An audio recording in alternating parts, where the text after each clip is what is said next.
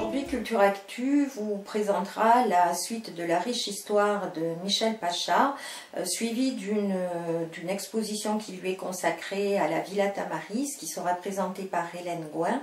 Nous parlerons ensuite de la présentation de la fête du livre de cette année, qui se tiendra du 25 au 27 septembre sur la place d'Armes. Et nous terminerons par une chronique sur la bande dessinée.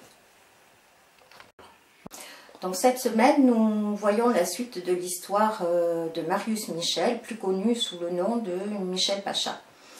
Donc nous avons laissé Marius Michel la semaine dernière quand il était en proie à la tempête, et nous avons vu également que cette tempête était due à l'absence de phares et de balises dans la zone du Bosphore. Donc après avoir sauvé son bateau, Marius Michel va passer pratiquement tout son temps libre à baliser les écueils de cette zone, donc en gros la zone de la mer Noire, et il va en faire un rapport qu'il va soumettre au comte de Montebello. On l'a vu, le comte de Montebello était proche de Napoléon III. Donc Napoléon III est très intéressé par le rapport de Marius Michel. Il le transmet au sultan de l'Empire ottoman, Abdul Majid, qui est fort intéressé par ce rapport et qui nomme aussitôt Marius Michel directeur général des phares et balises de l'Empire ottoman. Donc nous sommes en 1855, Marius Michel n'a que 35 ans et il s'installe à Istanbul, fait construire 111 phares et balises, que ce soit sur les côtes, les îles ou les détroits de la mer Noire, et ce gros travail lui vaut la reconnaissance du sultan qui, pour le récompenser, lui octroie un intéressement sur les droits de navigation dans ses eaux. Donc plusieurs années plus tard, en 1879, il va également obtenir du sultan la concession des ports et des quais d'Istanbul, ce qui va lui permettre d'amasser une fortune colossale. Et c'est également cette même année 1879 que le sultan le nomme Pacha de l'Empire ottoman. Et c'est pour cette raison qu'on connaît Marius Michel essentiellement sous ce nom de Michel Pacha. Il passe son temps entre Istanbul et Sanari, sa ville natale, où il sera maire par 2 fois. Et entre 1873 et 1880, il acquiert 60 hectares de terrain le long du littoral de Tamaris. Parce qu'il a une intuition qui va se vérifier très juste par la suite.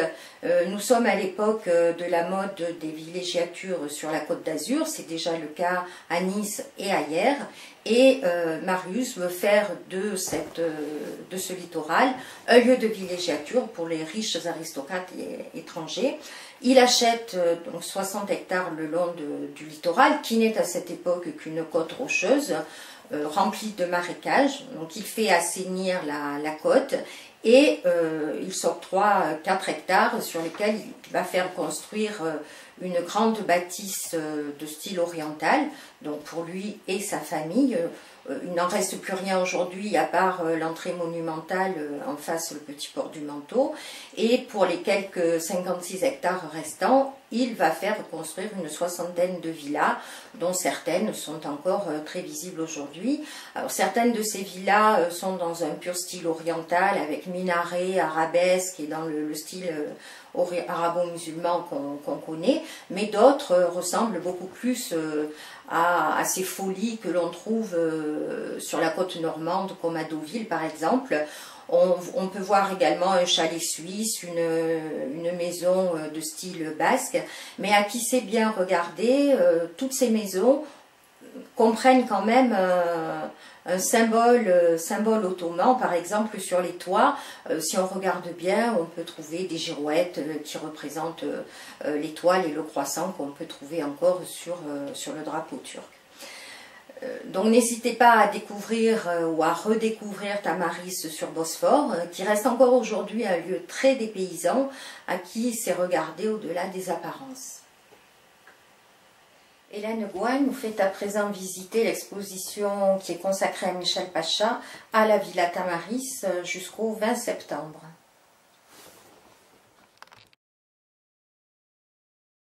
Depuis le 9 septembre, la Villa Tamaris expose l'œuvre des lauréats de son concours de photographie.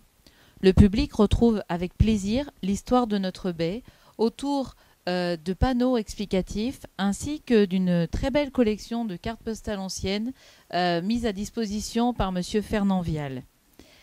Redécouvrir notre région, son histoire, c'est toujours un grand plaisir. Mais pourquoi cette exposition ? Donc en fait, le but de cette exposition, c'est de montrer que Michel Pacha, au-delà de quelques bâtiments, nous laisse une œuvre qui est toujours vivante, puisque les gens vivent dans ce patrimoine, que ce soit la corniche de Tamaris, que ce soit toutes les allées de Tamaris, mais que ce soit aussi les Sablettes, parce que les Sablettes et la station balnéaire qui a continué, je dirais, la station climatique de Tamaris.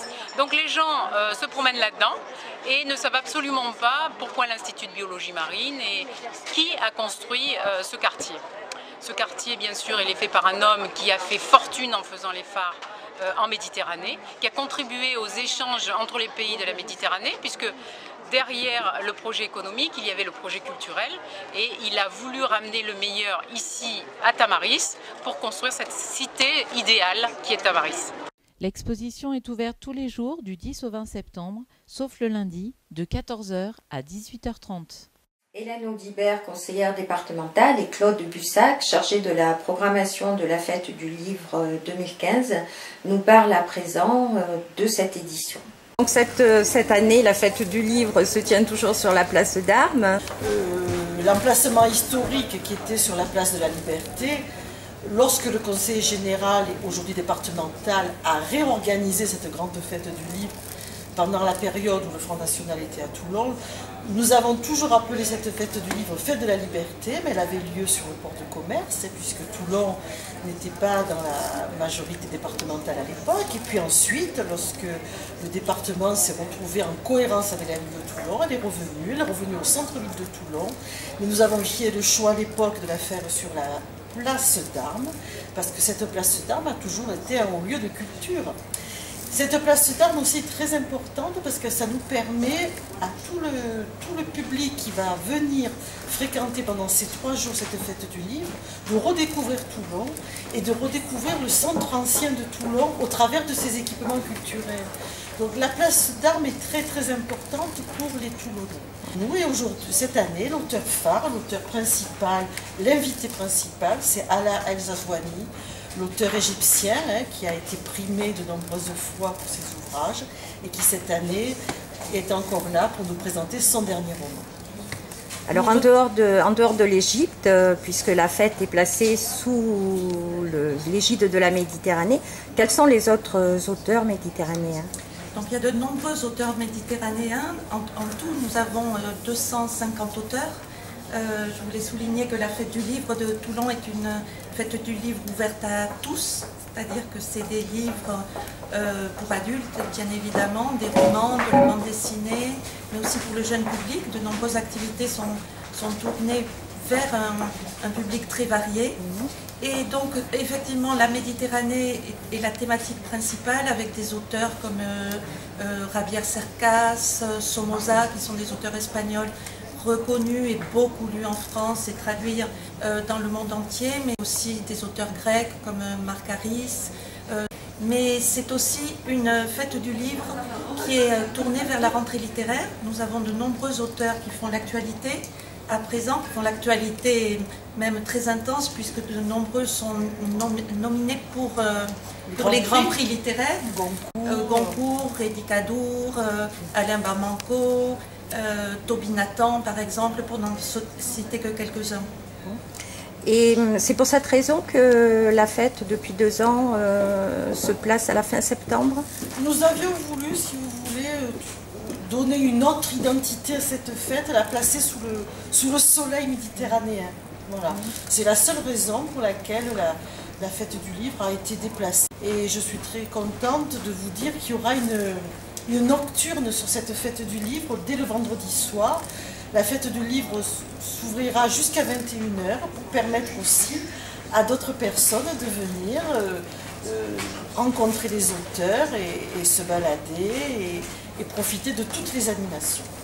Alors justement, au niveau des animations, je crois qu'en dehors de la littérature, il y a aussi de la danse, des concerts, des activités pour la jeunesse. Vous pouvez nous en dire quelques mots? Oui, c'est une fête de la culture, donc nous avons demandé à tous les équipements culturels du département et de la ville de rentrer dans la manifestation. Donc le Théâtre Liberté ouvre ses portes tous les soirs pour accueillir des auteurs qui font des lectures d'ouvrages. Ensuite, l'Hôtel des Arts accueille des concerts dans ses jardins. Nous avons le musée de la photo qui accueille aussi un spectacle cirque, clown.